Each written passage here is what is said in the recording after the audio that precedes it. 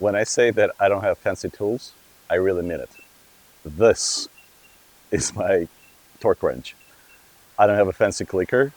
In fact, this is probably much more accurate than a cheap clicker you could get off Amazon.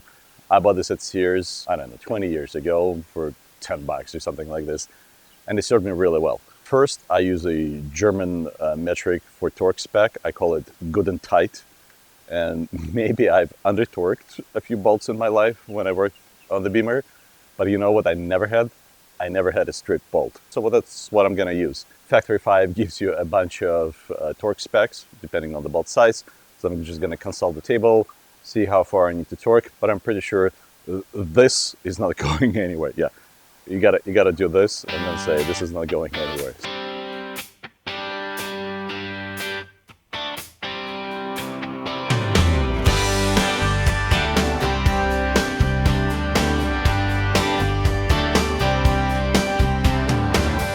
Jack the frame up slow,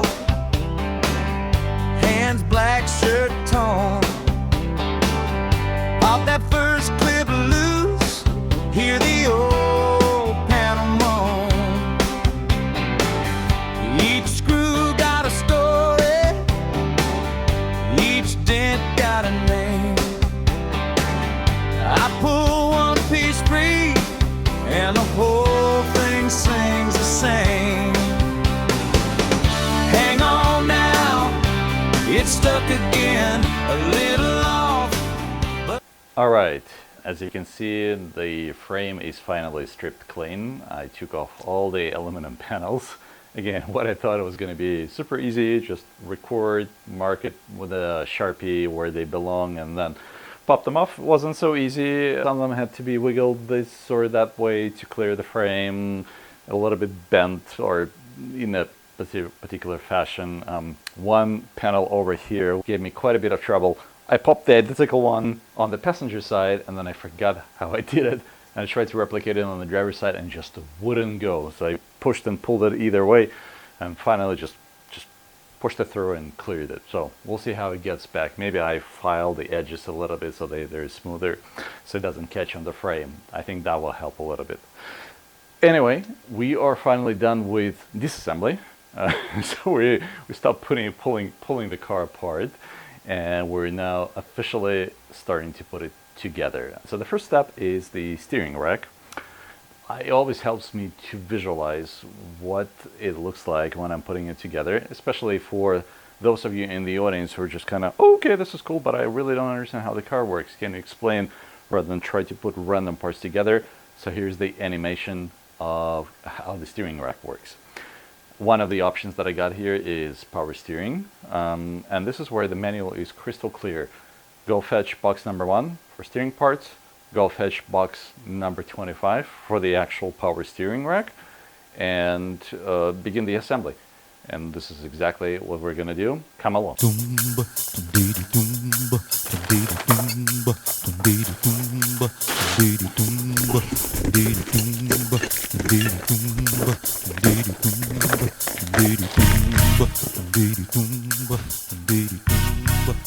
Okay, so this is the complete contents of box number 1 and box number 25. I think there's more parts here than I will need for the more than I will need. It's always good when you have leftover parts. There's more parts than I need for the steering rack. I think box number 1 contains a little bit more than that. When they send you, actually, let's talk a little bit about that. When Factory 5 sends you all of the boxes, they want you to go through each one of those, and they give you a full inventory list, and they want you to check it off to make sure they indeed packed everything that they promised. Now, some parts are still on backwater. I'm waiting for like a fuel tank, for example, but doesn't matter. By the time I get to the fuel tank, I'm sure it will be shipped to me. The problem is when you go through this inventory, for a guy like me who doesn't necessarily visualize all these parts yet, I don't know what they're supposed to look like. So when it says flange number 25, 2.5 inches in diameter, something like that, I'm like, what is it? I have no idea what I'm looking for in the box. Most of it you can figure out by having just a little bit of mechanical and car knowledge and going through the process of elimination. Oh, okay, this is this piece of trim, this is electrical, this looks like a control arm or something like that. And some of the parts are extremely detailed, especially when they put all the electrical together. It's like butt joint female blue color 25 pieces. I'm not gonna count 25, even if I'm missing one. It's not a big deal to get another one. But then I get a box like number 40, and the box number 40 says front suspension parts, and that's it. And that's actually the important box where I need to understand that they included all the control arms and bushings and everything, and it just was like front suspension parts. Take it easy. But anyway, this is the complete set of everything in box number 1 and number 25, and like this is clearly the steering rack itself, and that's pretty cool that it counts as one big part. And then the rest we're just gonna start assembling, putting together as the manual says.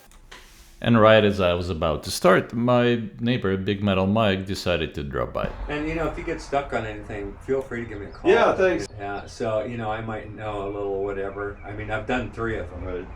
Yeah, yours looks amazing. Oh, thanks. Did you reposition the shifter? Because I thought the shifter. I did. Yeah, it was back here. So on a Tremec, there's 3 locations you can put it. Uh-huh. You know, normally it's back here Yes. with the arm coming forward. Yep. And I just never my first one was like that, and I ended up moving it, you know, and this just feels way better. Right, okay. there. Yeah. But anyway. All right. Have a great day. Awesome. Thanks, Mike. Over here. Sit.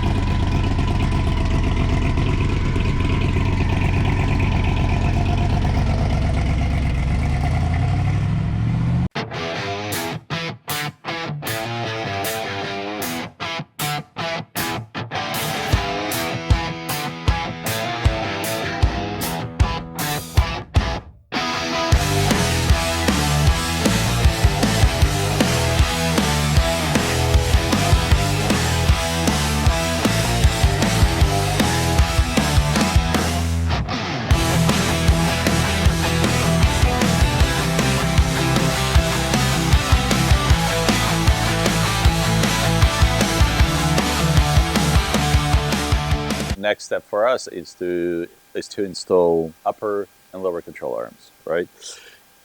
And this is where you start to find out this is not exactly a Toyota production line. Tolerances aren't quite as tight as I imagined. So for example, you take this upper control arm, right? And you try to insert the ball head into it. And it doesn't really screw in. So there's a couple of options they recommend. 1, you put it into a bench vise, which I have right there. 2, you get an additional tool just for ball joints. But then you go into the forums, you read it, and everyone's like, oh, it's pretty easy. You take a wire wheel and you brush off all the extra paint, and you sprinkle a little WD-40 into it, and then it will go in like butter. So we're about to find out if this works or not. So that's one thing. The other thing, this is where the upper control arm is supposed to go. And if you try to put it in, it just doesn't fit. Like, the tolerances are almost there, but not quite. So you need to adjust. For that purpose, I have an amazing tool. I have this, I don't have a pry bar. Yeah, I know what kind of mechanic doesn't have a pry bar. I don't, but I have this giant wrench. You are, without a doubt, the worst mechanic I have heard of. But you have heard of me. So I'm just gonna use it as a lever. It fits in here just perfectly. And just pry just a little. I only need like maybe 0.5 millimeter for the ears to go up a little bit. Just like that. Let me do that. Okay. And then on this side, just like that. Okay. All right. And now, if we try to fit it in, voila. Okay, this side is just a tiny bit tight, but you know, that's perfect. This side is just a little bit loose, right? But then once I put the screws in, it's gonna be fine.